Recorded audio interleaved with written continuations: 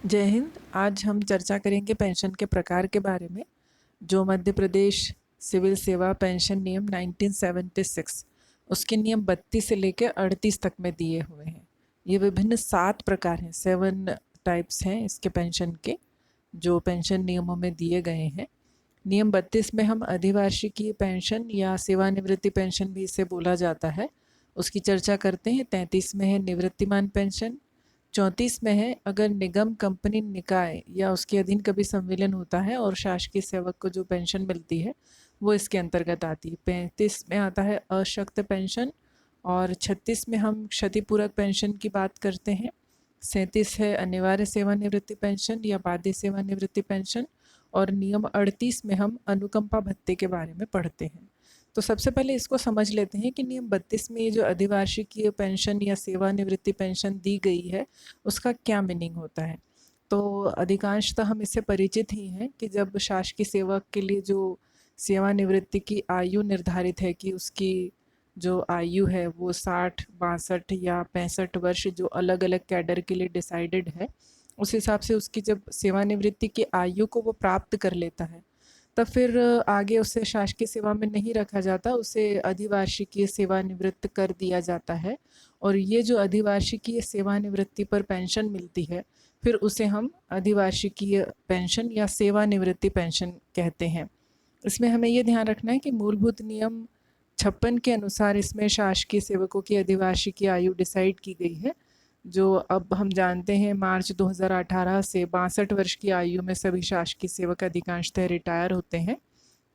कुछ श्रेणियों में जब हम समझते हैं प्राध्यापक हैं उनके लिए अधिवार्षिकीय आयु 65 वर्ष है। कुछ न्यायाधीशों के लिए भी जिनके अलग पेंशन नियम प्रचलित हैं उसमें भी जो उनकी अधिवार्षिकीय आयु है वो अलग है, भिन्न है।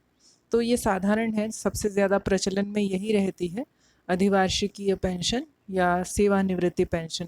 जो शासकीय सेवक की जो आयु है वो सेवानिवृत्ति आयु हो जाने पर उसे मिलती है।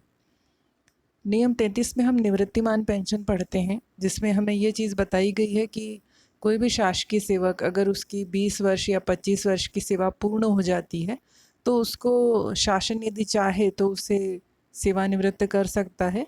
और ऐसा ही वाइस वर्सा शासकीय सेवक की ओर से भी रहेगा।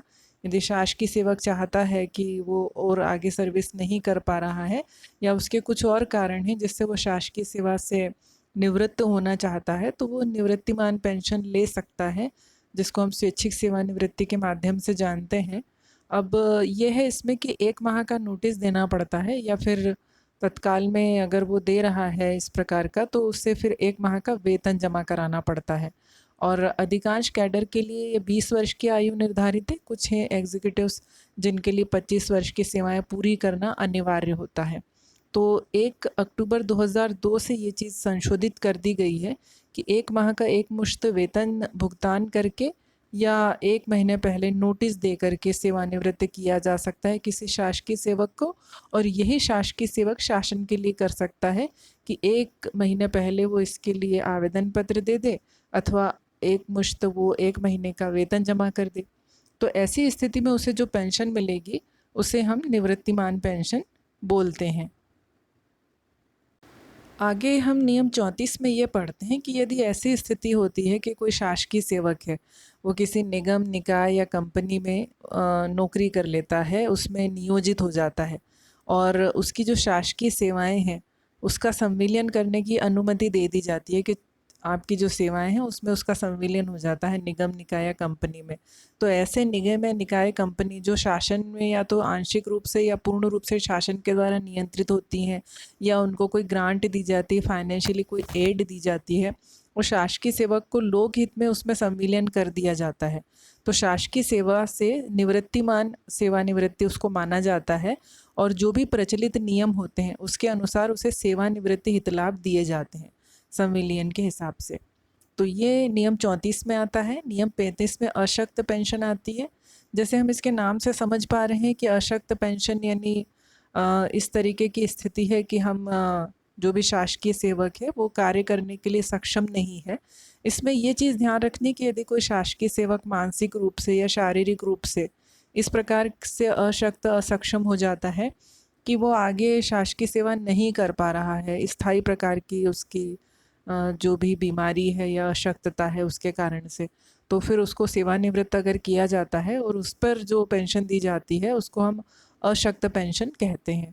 इसमें ये चीज़ कुछ पॉइंट्स हैं जो ध्यान रखने हैं हमको अशक्त पेंशन के बारे में, कि ऐसी सेवानिवृत्ति के लिए यदि राजपत्रित शासकीय सेवक होता है तो उसमें सिविल सर्जन का या फिर जो जिला मेडिकल ऑफिसर हैं उनका या उनके समकक्ष जो भी मेडिकल ऑफिसर होंगे उनका एक सर्टिफिकेट लगेगा इस प्रकार के लिए, और राजपत्रित शासकीय सेवक हैं उनके प्रकरणों में चिकित्सा मंडल का सर्टिफिकेट लगेगा। यहाँ पे ये भी ध्यान रखना है कि जो महिला शासकीय सेवक हैं अगर उनका इस प्रकार का कोई प्रकरण होता है तो मेडिकल बोर्ड में एक महिला चिकित्सक का होना भी ज़रूरी है।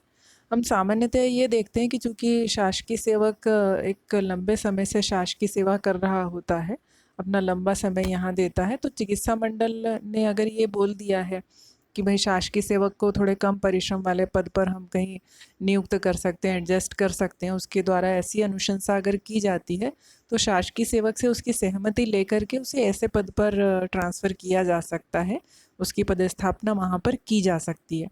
और अगर ऐसी स्थिति होती है कि उसे किसी निम्न पद पर भी संभव नहीं हो तो फिर उसको सेवानिवृत्त करना पड़ता है, और फिर ऐसी स्थिति में जो उसे पेंशन मिलती है उसके हम अशक्त पेंशन कहते हैं।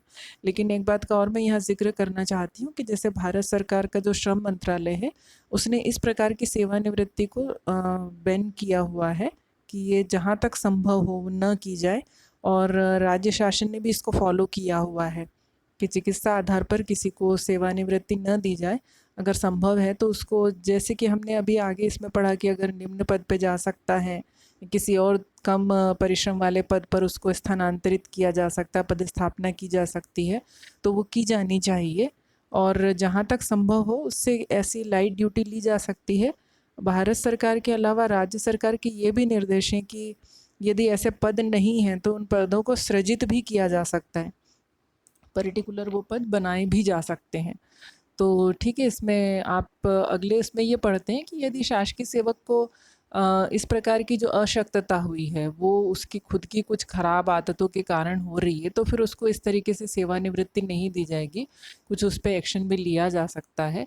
और जो अशक्तता यदि ऐसी स्थिति है कि सरकारी जो काम हो रहे हैं उसके कारण हो रही है, उसमें शासकीय सेवक की कोई गलती नहीं, तो फिर सक्षम प्राधिकारी निर्धारित करते हैं उसमें कि उससे पेंशन किस प्रकार से मिलनी चाहिए। अगर उसकी खुद की गलतियां होती हैं तो पेंशन में वो कमी भी कर सकते हैं सक्षम प्राधिकारी।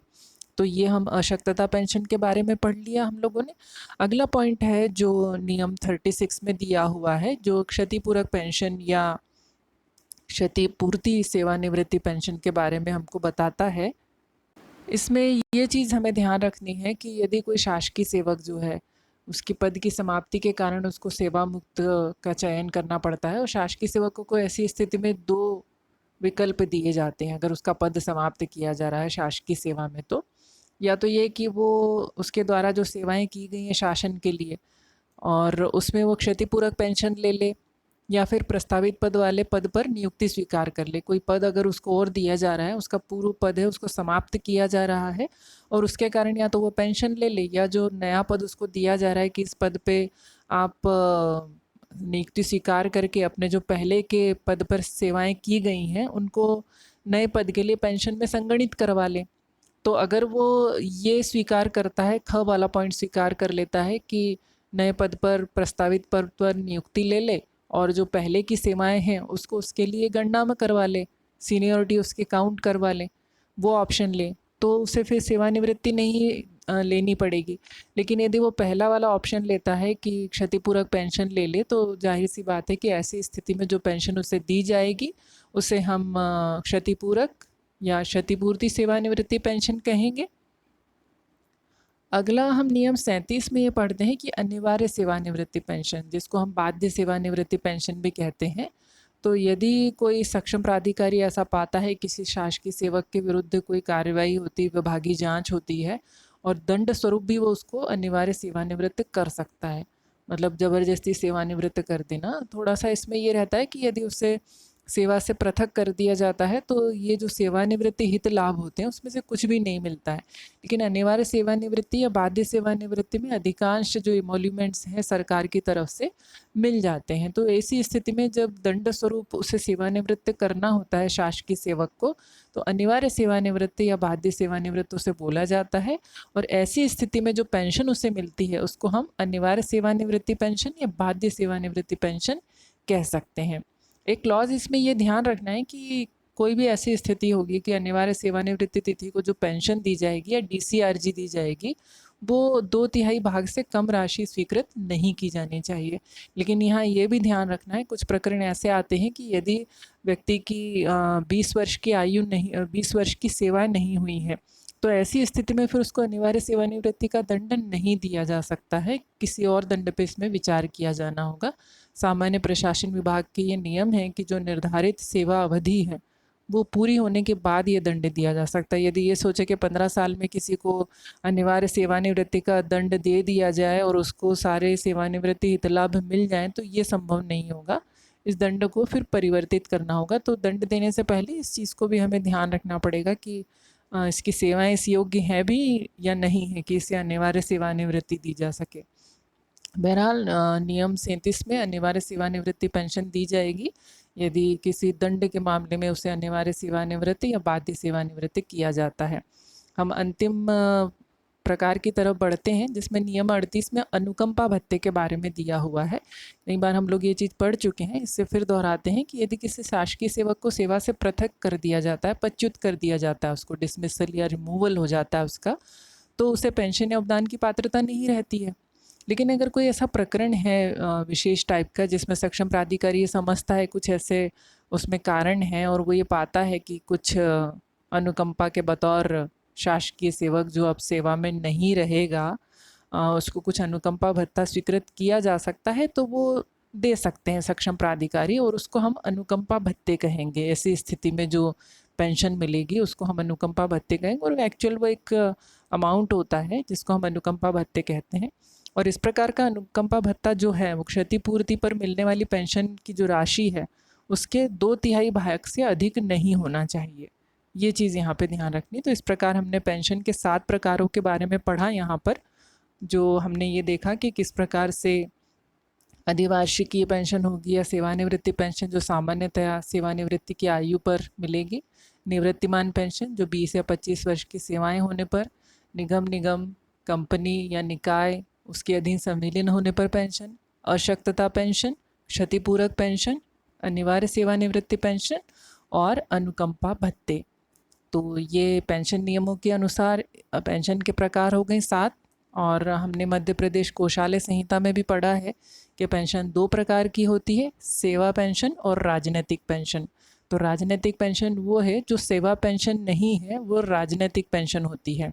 और सेवा पेंशन वो होती है जो शासकीय सेवक जो शासन की सेवा करते हैं उसके बदले एक सामान्य और सम्मानपूर्ण जीवन व्यतीत करने के लिए सेवानिवृत्ति के उपरांत उसे दी जाती है। तो आशा है मुझे कि आपको ये अच्छे से समझ में आया होगा। इसे ध्यान करें। अगर आपका कोई प्रश्न हो तो आप पूछ सकते हैं। बहुत बहुत धन्यवाद आपको सुनने के लिए और जय श्री महा।